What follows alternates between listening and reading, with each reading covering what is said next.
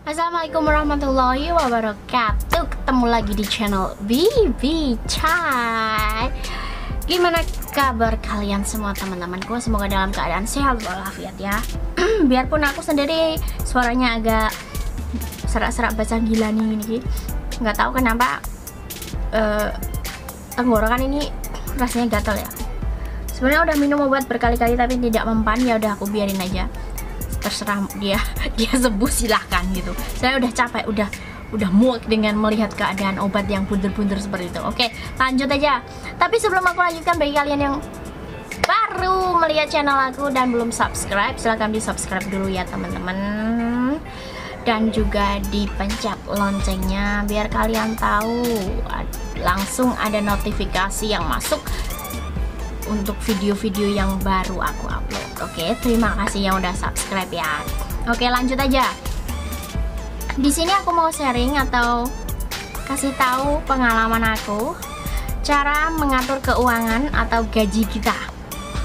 Ini khususnya bagi TKW Hongkong atau manapun ya. Soalnya setiap negara kan gajinya beda. Jadi ini versi atau menurut pengalaman aku itu yang ada di Hong Kong dengan gaji pokok 4.520. Nah, ya ampun, serak. Sorry. Setiap bulannya kita pasti menerima gaji 4.520. Gimana caranya kita untuk membagi uang tersebut? Nggak mungkin lah duit 4.520 kita buat shopping, sekali keluar langsung habis.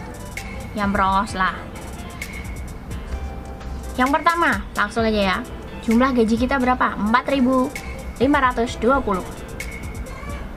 Ini cara yang pertama, yaitu kita harus bisa rutin menabung setiap bulannya. Minimal 3.000 lah ya. Soalnya kalau aku alhamdulillah bisa lebih. Tapi ini menurut gaji pokok aja ya. Jadi sekitar dihitung 3.000. Kalau 3.000 itu uang Indonesia mungkin udah berapa ya? 3.000 kali kurs ya rata-rata lah sekitar 5 jutaan lah ya. Itu udah oke banget lah bagi aku. Kalau lebih alhamdulillah. Ya kadang kan ada yang lembur atau apa kan gajinya pasti lebih lagi ya. Kita hitung gaji pokok aja. Setelah itu di sini arti menabung itu kita harus punya tujuan, kita itu menabung untuk apa? Orang mungkin saiki nabung sesuk arep nggih tuku baju, saiki nabung bulan ngarep arep nggih foya-foya, nggak mungkin kan gitu. Nah, di sini kita fokus tujuan itu untuk apa? Kalau menurut aku ya, bagi aku dan ini pengalaman aku itu untuk modal usaha kita di Indonesia. Kenapa? Karena kalau usaha itu otomatis selagi kita mau bergerak, mau menjalankannya, otomatis semakin hari semakin bertambah hari, bertambah bulan, bertambah tahun, usaha itu bisa berkembang. Dan uang kita tidak akan stay di situ aja berapa jumlahnya, pasti setiap bulan atau setiap hari bahkan itu bisa bertambah dengan hasil yang kita dapat. Maksudnya hasil usaha itu gitu loh ya, entah usaha kecil-kecilan ya, pertama emang kecil ya. Kalau kita benar-benar konsisten bisa menjalankannya, otomatis insya Allah bisa besar. Jadi tujuan pertama kita itu buat modal usaha. Ini untuk aku loh ya, sebenarnya ini bagus banget ide ini. Soalnya kenapa? Karena kalau kita pikir-pikir ya bagi aku sih mungkin masih single lah ya. Jadi yang ada di otak ini tuh untuk modal usaha. Kalau masalah beli rumah atau beli tanah lah, itu sebenarnya bisa juga beli tanah. Karena tanah setiap tahunnya juga bertambah harga kan, harganya semakin mahal. Itu juga bagus, ide bagus juga. Nah, terus buat beli sawah juga bisa kita kelola kan, setiap tahunnya juga harganya bertambah mahal. Ini versi aku loh ya, ini pengalaman aku sendiri. Karena alhamdulillah dari tahun kapan ya, dari tahun kemarin kalau nggak salah ya, pokoknya itu aku jalankan seperti itu. Kita fokus menabung dengan tujuan sebagai modal usaha, itu aku loh ya. Ya kalau yang mau bikin usaha apa itu terserah kalian sih, maksudnya menurut bidangnya masing-masing. Setiap orang kan pasti punya hobi atau bidang yang lain gitu loh. Oke. Kalau buat rumah gimana? Sebenarnya oke aja buat rumah itu, tapi rumah itu sebenarnya bisa kita bisa masukkan ke nomor 2. Soalnya kalau uang kita udah fokus masuk ke rumah, dan setelah kita selesai di sini, mungkin selesai kontrak rumah kita udah jadi, ntar kita bingung, rumah udah bagus mungkin ya, tapi nggak punya usaha atau nggak tahu apa yang akan dilakukan, sedangkan mungkin modal nggak ada, udah habis untuk buat rumah gitu loh. Jadi bagi aku mungkin modal usaha itu yang nomor 1. Kalau rumah itu mungkin bisa dimasukkan list yang nomor 2. Kalau kita udah punya usaha, kita udah punya hasil lah setidaknya, kita bisa kapan aja bikin rumah kan gitu loh. Oke, setuju? Oke, untuk yang kedua yaitu jatah keluarga di Indonesia. Bagi aku ini penting banget karena jatah orang tua itu penting. Ya berapapun yang kita kasih, yang penting kita ikhlas dan mendapat ridho dari orang tua. Kerja kita pun di sini akan tenang, bahagia gitu loh. Jadi kalau bisa ya mungkin bagi kalian yang punya anak atau punya kebutuhan yang lain sih aku nggak tahu sih ya, tapi kalau aku sebenarnya pun ada kebutuhan sekolah, soalnya adik aku juga masih sekolah gitu loh. Jadi aku setiap bulannya kalau bisa, kita masih punya uang sisa 1.520 ya. Setelah kita kurangi 3.000 tadi, itu aku kirim sekitar 1 juta lah ya buat di Indo, itu buat bayar SPP, buat mungkin ya kebutuhan pokoknya adik aku sekolah lah, buat kebutuhan ibu mungkin buat bayar listrik atau apa gitulah. Pokoknya aku jatah sekitar segitu. Nah setelah kita kurangi ya, yang pertama 3.000, yang kedua 600, itu penting, udah itu nggak bisa diganggu gugat.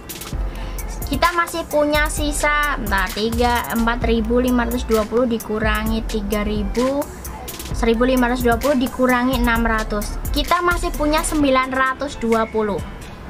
Ini untuk apa? Nah, sisa yang terakhir ini itu kita gunakan untuk keperluan kita di sini. Itu yang ketiga ya. Ya di sini kita butuh libur, butuh isi internet, isi pulsa. Terus buat kebutuhan kita mungkin beli-beli sabun, odol atau apa gitu ya.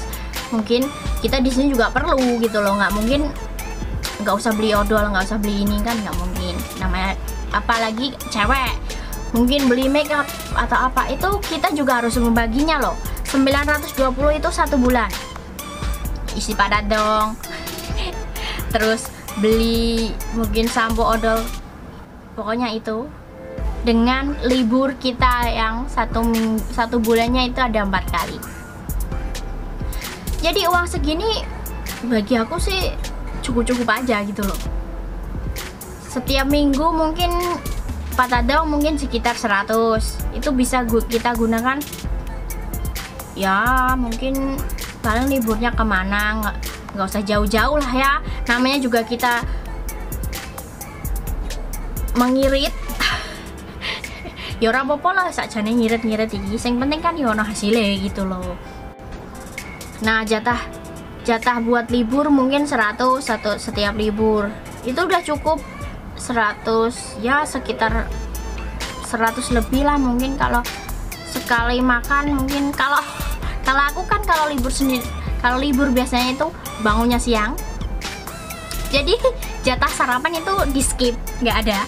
Jadi buat makan siang sama makan malam itu bahkan aja kadang makannya itu cuma sore. Sebenarnya bukan ngirit, aku nggak mau beli ngirit, tapi karena keluarnya udah siang banget, akhirnya makannya itu mungkin jam 2, jam 3, akhirnya malamnya itu paling beli makanan ringan, mungkin ya cemilan atau roti atau apa seperti itu. Itu aku loh ya. Enggak, aku dilokno ngirit banget sih mbak. Iya nggak apa-apa ngirit, yang penting hasilnya.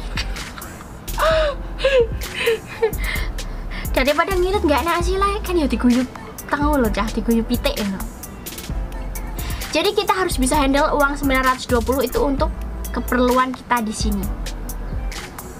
Ya. Itu penting. Jadi kalau kita akan membeli sesuatu yang tidak mungkin atau yang kita inginkan, jenenge wong nek roh nang ndi kemana-mana kita mungkin beli, lihat baju bagus, lihat sepatu bagus, aku pengen. Jangan membeli keperluan yang kita inginkan, tapi yang kita butuhkan. Gak mungkin lah setiap bulannya kalau awakmu harus tuku baju, gak mungkin kan? Ya mungkin beberapa bulan sekali beli baju atau apa. Aku malah jarang tuku kaos ya. Bene to ah, ngirit. Jarane wong ngirit iki kan bene cepet sugih ngono lho. Saiki sapa sing ora pengen cepet sugih? Ya bukannya sugih langsung wah duitnya miliaran atau jadi apa ya, jutawan, enggak. Tapi kebutuhan kita semuanya tercukupi, itu udah alhamdulillah ya. Jadi kita kembali lagi ke percakapan awal kita, yaitu tujuan. Nah saiki awake dhewe tujuannya kerja nang luar negeri untuk apa gitu. Jadi setidaknya kita bisa mengatur atau mengotak-atik keuangan kita sendiri. Saiki nek ora awake dhewe sing ngatur sapa neh? Mosok yo tanggane sing kon ngitungi gajine. Yo, dan itu termasuk tanggane awake dhewe iki seneng ngitungi gajine awake dhewe. Yo ora. Jadi itu 3 cara ya. Pertama, jumlah gaji kita itu disisihkan setidaknya untuk menabung. Nah, kedua, mengirim keluarga di Indonesia, kirim uang lah ya. Ketiga, untuk keperluan kita sendiri di Hong Kong. Jadi kalau udah itu semuanya kita bakal santai, enjoy. Kita punya tabungan. Di sini pun setidaknya kita bisa menghandle uang jumlah yang terakhir itu untuk keperluan kita. Ojo sampai ngutang lo ya. Itu bahaya meneh lo nek awak Mbak Rewangi sampai utang iki. Ojo sampai. Ya wis pokoknya piye carane diatur. Kita nggak mungkin lah ya akan selamanya kerja di Hong Kong tanpa mendapatkan hasil. Ya pasti ora mungkin lah. Sopo sing pengen sih kerja bertahun-tahun di Hong Kong nggak ada hasilnya. Jadi kalau bisa kita harus pikirkan tujuan kita itu untuk apa gitu. Jadi kalau kita udah balik ke Indonesia nanti, kita punya modal usaha, kita bisa kembangkan dan kita nggak usah lagi balik menjadi babune wong Cina dengan keadaannya seperti ini gitu. Awak mas mulai akhirnya balik rene cari golek modal. Lah kan biyen kowe nang Hongkong nih nyapo? Kok panggang iki golek modal ae. Modalnya rantai-rantai wong tereh. Nggak ada tujuan yang diutamakan gitu loh. Bener ora? Kalau kita punya tujuan yang pas, yang benar-benar kita inginkan untuk kita jalankan di Indonesia, otomatis setelah kita pulang nanti kita jalankan dengan keadaan senang, bahagia, kumpul keluarga. Wes ojo sampai mikir balik nang luar negeri mana. Sebenarnya tujuan aku seperti itu gitu loh. Jadi di sini mungkin kita direwangi ret ya, iyalah. Saya gini kita kerja nek ora direwangi ret. Jarine apa jenenge yo ngiring-ngiring temen ini tapi apa isek enom tidak ora eman awake dhewe. Ya bukannya ora eman, wong kita di sini juga masih punya jatah kan tadi. Nggak langsung uang kita semuanya 4.520 kita kirim ke Indonesia. Ya makanya kita diputer atau kita hitunglah setidaknya ya. Gaji kita itu berapa, nabungnya berapa gitu. Punya tujuan lah. Kita kembali lagi ke tujuan kita. Oke teman-teman, gitu aja. Semoga bermanfaat buat teman-teman semuanya, bagi yang bisa mengambil kesimpulannya ya diambil kesimpulan yang baik aja lah ya. Kalau yang nggak suka ya terserah, itu hak dan pribadi masing-masing. Jadi nggak harus aku menyuruh kalian untuk mengikuti cara aku seperti ini gitu loh. Oke, terima kasih teman-teman yang udah menyaksikan video dari aku. Aku akan sharing pokoknya informasi-informasi yang ada di sini. Oke, terima kasih. Wassalamualaikum warahmatullahi wabarakatuh. Bye bye.